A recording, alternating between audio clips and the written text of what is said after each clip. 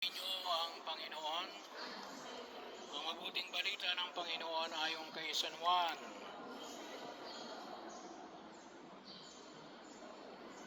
Noong panahon yon, sinabi ni Jesus sa kanyang mga alagad, marami pa akong sasabihin sa inyo, ngunit hindi pa ninyo kayang unawain ngayon.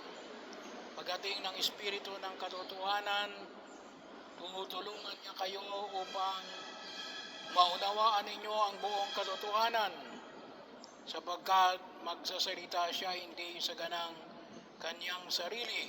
Sasabihin niya sa inyo ang kanyang narinig at ipapahayag ang mga bagay na darating.